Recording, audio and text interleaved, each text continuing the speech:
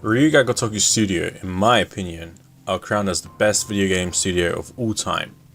Every single year, they manage to develop and release games that consistently have complex stories that are capable of moving you emotionally and have great game design, amazing soundtracks, and a superb sense of direction that the studio always strives for. Ryu Ga Gotoku Studio are famous and widely known in Japan as the studio responsible for the creation of the Yakuza series. The name of the series is even in the studio name.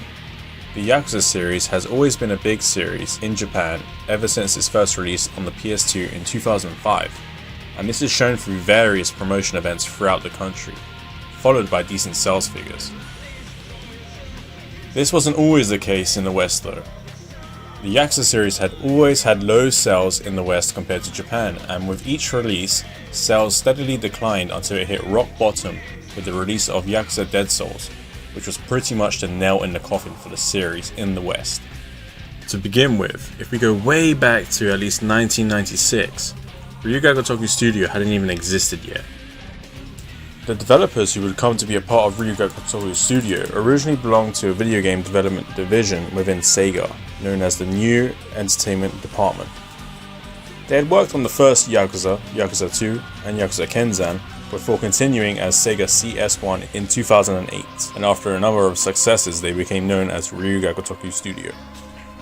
It all started with the person who created the Yakuza series, Toshihiro Nagoshi.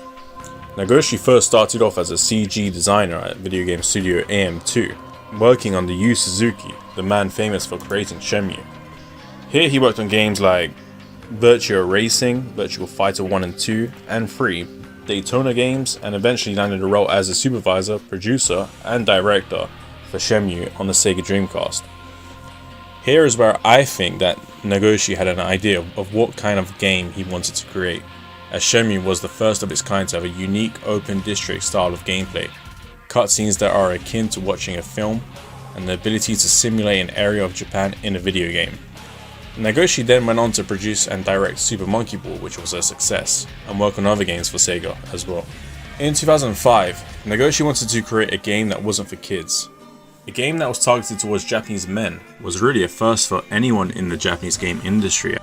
Nagoshi had trouble with rejection initially trying to pitch the game to Sega executives, and with his first game greenlighted, even as development went on, he had to keep asking for a higher budget, and at one point in time remembers being screamed at by one of the executives for asking for a higher budget again. Granted, he was given the go-ahead. Yakuza for the PS2 released in 2005 and in 2006 worldwide. The game also ended up proving people who were against Nagoshi wrong. Reviews were positive and ended up selling over a total of 1 million lifetime sales. Needless to say, it was a commercial success. The game was praised by critics in Japan for its cinema-like storytelling and remarkable character development, which I think was benefited from Nagoshi by having studied a degree in movie production at Tokyo Zokei University. The series was a success from there, and it also spanned a total of 12 games in the series, including spin-offs as of the making of this video. My first interaction with the Yakuza series began around 10 years ago. I'd always heard of the Yakuza series on the PS2 and thought it looked kind of cool, but I always thought that the games were akin to the True Crime series. I was in my local game store anyway as a teenager, and I was browsing the PS3 aisle looking for like a new game to buy. I honestly couldn't find anything interesting, and then at the bottom of the third row, I saw Yakuza 3.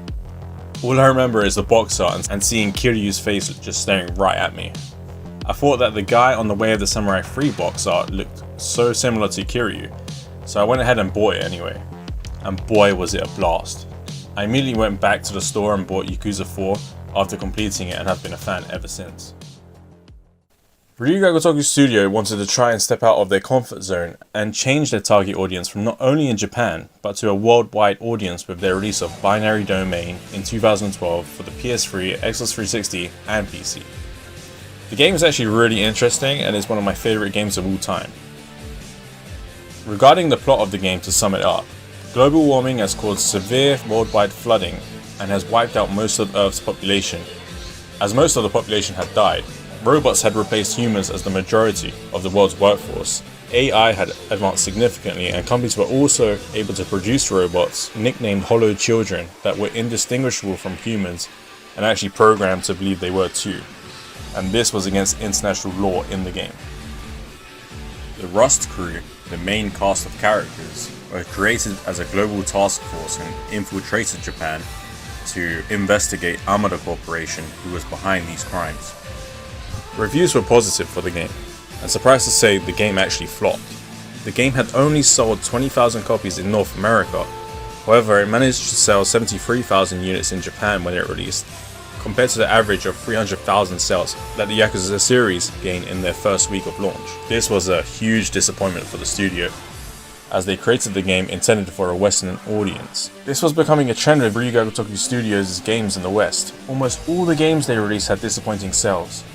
Personally, I think the marketing for all their games up to 2012 was kinda trash, and their games always had like misleading trailers, terrible box art, unnecessary censorship, lackluster advertising, and overall suffered from bad localization as well.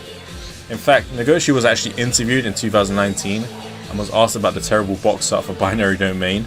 He actually said that the design of the Western cover art wasn't even his choice, and he got really angry when he saw it for the first time. The final nail in the coffin for the series and the games was the release of Yakuza Dead Souls, known as Ryu Ga Gotoku of the End, in Japan, released a month after Binary Domain in 2012. The game had poor sales overall, and I think the main contributing factor for this is because, as a standalone title, it really isn't the perfect place for new players to get into the series. Alongside the change in gameplay from a beat 'em up to a third-person shooter, which also had terrible controls, I guess this game would have been much better if they just used the Binary Domain engine. Who knows? I really enjoyed the game. All of Ryu Ga Gotoku Studio's games have an excellent narrative, and this game is no exception, though I do admit the combat just sucks. Well, I'm not complaining. I love Yakuza games, and a zombie Yakuza game, I'm fine with that. After Dead Souls came out, fans of the studio knew Ryu Ga Gotoku Studios and Sega had given up on the West. We hadn't got a game from the studio in 2 years after, considering Yakuza 5 released in 2012 for Japan, then Yakuza Ishin in 2014, and Yakuza 0 in 2015. Fans in the West were just begging for the series just to come back. We missed those games and we didn't want to lose them. And thanks to the fans, in 2014 at a PlayStation Experience event, this happened. Last year we launched PlayStation's third-party production group and kicked off an online campaign called #BuildingTheList. It's an opportunity for fans to tell us what they most want to see on the PlayStation. And since launch, we've had over 2,000 unique titles requested, and it keeps growing. I'm happy to say we're bringing one of the most requested titles on the Building the List campaign to PlayStation 3, Yakuza 5.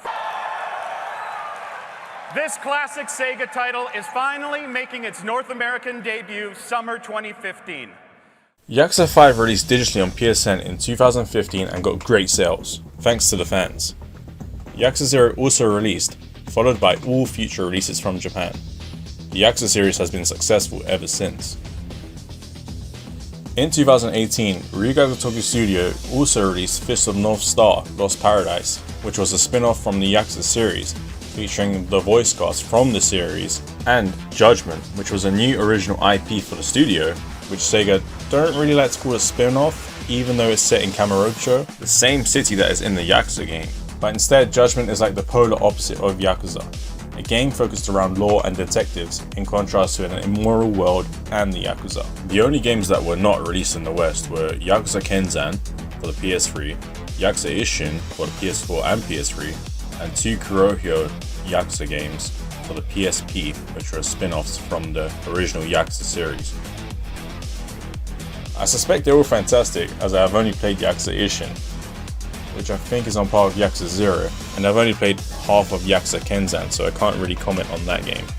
Hopefully they bring Ishin as it's still fresh, but I don't have huge hopes for Kenzan as it was a PS3 launch title.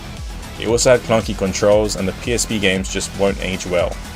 If it were to happen, I think they'd all need the Kiwami remake. Their next game, Yakuza Like a Dragon, features an all-new protagonist, Kasuga Ichiban, and includes a revamped battle system from beat 'em up in favor to a turn-based RPG. I don't mind this, as I love the Persona and Shin Megami Tensei series, and I think the Yakuza series needs a change in its combat system, as a beat 'em up style really doesn't translate well into their new Dragon engine, compared to the engine they used from Yakuza 3. I always tend to find that the combos can't be executed the same way in the Dragon engine due to the new engine and the physics system. I also want to give a shout out to Masayoshi Yokoyama, the writer for the majority of Ryu Ga Gotoku Studio's games, Daisuke Sato, a Sega veteran who is currently the Yakuza series producer, Takaya Kuroda, and the rest of the amazing cast for their amazing performances. And lastly, Nagoshi. The games wouldn't be around without that guy, so I mean, without him, I wouldn't have any exposure to this series whatsoever. The series wouldn't be great without all of them. As always guys, thanks for watching this video. Please subscribe if you like my videos, and I hope to put out more content for you guys. Thanks for watching guys.